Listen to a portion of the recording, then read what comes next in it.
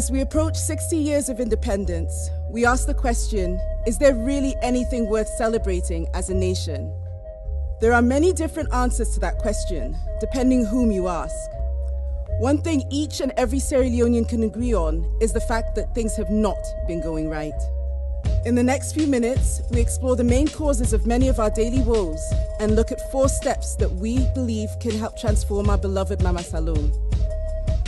But first, let us go back to the beginning.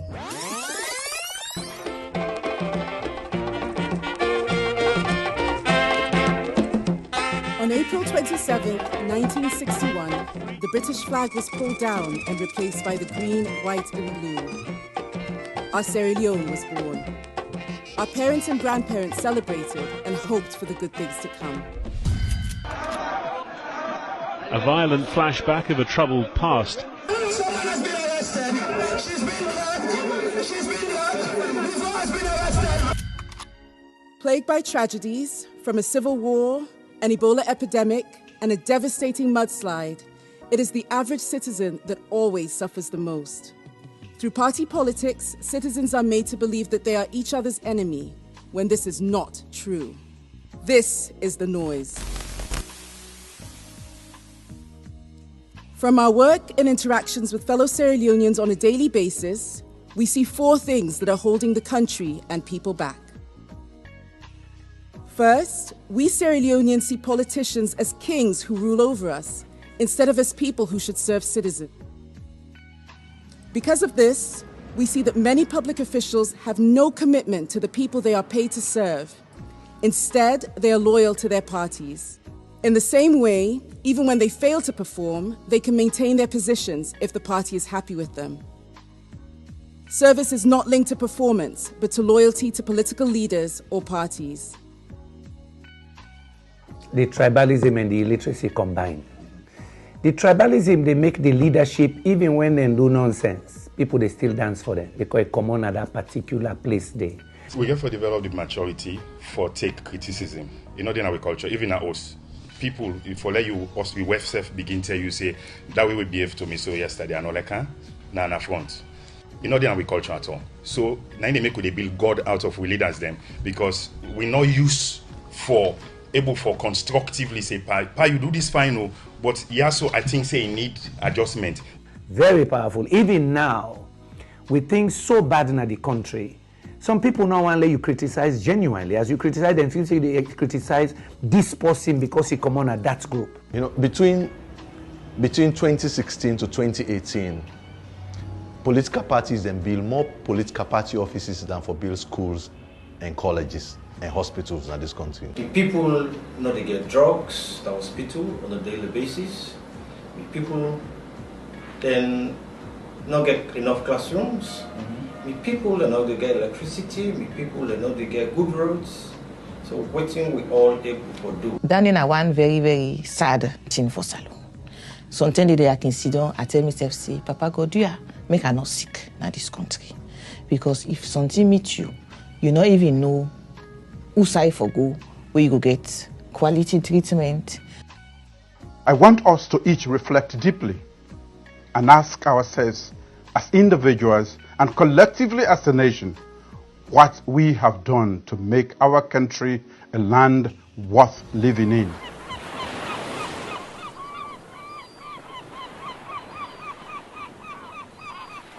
Second, we have accepted corruption as a way of life. As citizens, we readily pay and receive bribes and admire politicians and private business owners who loot the country. There has been little effort to put systems in place to prevent corruption, and so billions of leones are lost every year to politicians, corrupt business persons, and even NGOs. People usually look at corruption from the point of view that the country loses money and goes into private pockets. Why is that important? The real problem with corruption is the reputational cost it causes to a country. The corruption, not to the money no more. The worst corruption are the institutional decay. When the judiciary they work well, then become politicized. So no contracts they way then they enforce in terms of investment. So people they afraid for car. You, the politician, cannot defend the basic human rights of people. Waiting though, because you go on the street and they arrest you, and now you right as a politician. for able organized peaceful protests. So institutional decay is worse than when you steal the money. These are all things that have a foundation in corruption. Because the more foreign direct investment we have in the country, the more there will be forex in the country. The more forex there will be in the country, the lower will be the cost of buying the dollar, for example, of the market. So the dollar will not continue to go up. So fighting corruption is really an important aspect of socio-economic transformation. The Nazis, the NRA, these are institutions, and they don't establish them. We duty now for make sure say we create a platform where they work effective. The PPRC, let them be institutions people will respect. Because that's how you start. Third, it is difficult to hold officials accountable for results because as citizens, we often do not get the right information that will help us ask the right questions. Instead of asking our leaders why our schools have no books or why our hospitals have no medicine, we allow ourselves to be divided by ethnic politics and violence. First of all, it's the high level of illiteracy. Plenty we no go school, and due to that, most of us we make certain decisions based on what are people around us, people that give us handouts. We brag them, within them they tell we cannot make our own conscious decisions for ourselves. We rely on other people to make our decisions. The unemployed youth are some of the biggest victims of manipulation. They are used by politicians as agents of violence and then ignored after elections. Their lives do not change. Now, from there, just in the office, however, one day, big man can say, ball, look 1 million. But now they no change from back set. Because I don't tell them as skit force, we saw potential so my politician can use it. And one left we so they want. But we take a sense in time not to. The time young force, don't worry. But Bella dive not tell the sleep against. Because of God goodness, man and not get job, man and not get outside for leave. Now that man in the sleep now. Political violence persists where there is zero accountability for violence among the political leaders who finance and benefit from it. Because now it's not about what they did wrong to society. It is the fact that I belong to this class. So they get sympathy when they should be getting accountability. So the decisions you make, and it's not just about the presidency. Wherever you sit as a leader, you get for members day, you get for commons day. And if you don't make good laws, good relationship, you not think outside the box. When you left, some of them wrong decision the way you make, therefore can haunt you. And at the end of the day, say now. The information is being kept. Then the whole information, the people who get the information, they keep the information. Pikin go to school for land book. Teacher then puts a dong for teach the pikin them, and they not say can I'm used for lesson after school. And outside that situation, they come to the attention of the authorities. There's something be done about it. Then we go move on. We can now see that we, the citizens, are the cause of our poverty, and only we can be the solution. Here is the irony. Instead of uniting to see how we can benefit from our God-given minerals, agriculture, and fish, we often believe that the solution to our problems lie with the international community and foreign aid. In 2014, the people of Sierra Leone were hit with a deadly Ebola virus. It gave Sierra Leone a great opportunity to rebuild its health system. But corruption and greed meant that once again, resources meant for many found their way into the pockets of a few. One of the biggest causes of poor healthcare condition is the absence of ambulances. This is more severe for rural communities with poor infrastructure. Hundreds of ambulances were donated to the people of Sierra Leone through government. The same government also bought many more. Sierra Leoneans were to use the ambulances for the operation of a national ambulance service. However, just a little over a year after the Ebola outbreak, another disaster, the mudslide, struck the country. About 1,000 people died on a day when our people needed ambulances. Many ambulances were either hoarded in warehouses, left in car parks, or cannibalized and sold. All this talk about tribalism and regionalism is just a distraction. It is meant to keep our country's wealth in the hands of a few people.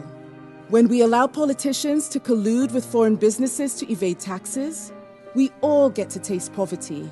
It doesn't matter whether our president is Mende or Timni. We are all in the same boat, on the same journey. We either paddle together or sink together. The good news is our democracy is maturing. We have a more technology-driven environment, and there are clear signs the governance is changing. The recently published Biometer is a great example of growth and maturity in the civil society space. For the first time, a sitting government is being rated by the public against their manifesto and election campaign promises. As citizens, friends, and well-wishers of Sierra Leone, we are all tasked with playing our part in engaging on the real issues like education, health, governance, and social harmony. When we see hospitals without medicine or our schools without books, we must stand up and speak the truth, regardless of our tribe or political affiliation. Experts suggest 4 actions we can take as Sierra Leoneans to refocus our energy on the things that matter for us. First, leaders need to unify our country and its people. Second, leaders need to create a system where institutions and citizens deliver results, and if they do not, there are consequences. Third, we need to end impunity. Anyone who has access to or controls state resources and steals from the state must face consequences, irrespective of tribe, region, or party. We can always blame government. We know they watch within ourselves they do. If corruption they happen, we all see that we set mot. Organizations like the Sierra Leone Bar Association, Sierra Leone Teachers Union, the Big Labour Congress, small organization, youth organization, women's and then girl picking the organization, all man sit down, all set mot. How we go convince you self you have not did it? As we are doing it now, is mostly fire brigade, where we react to audit reports, where we react to people who have already committed the offense.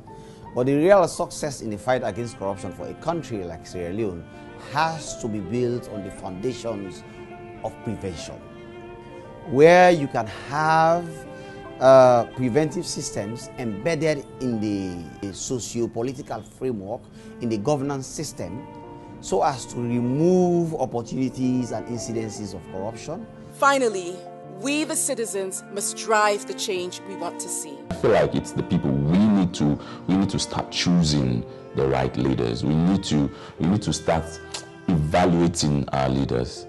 You understand? Before, you know, if not, we go still depend the same problems. Government just announced now over $1 billion nine loss inside 4 sectors, just 4 sectors in 3 years. I think say Salone people are all, if one for go beyond the noise, we get for make sure say another 3 years, in another 3 years, another $1 billion loss. So we all get a role for play.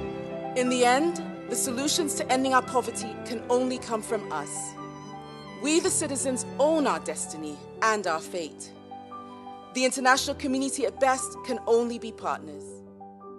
Real and lasting change can only come if we go beyond the noise, refuse to allow politicians to divide us, and hold them accountable to their promises. When we focus on what really matters, the health and prosperity of all, we will see change.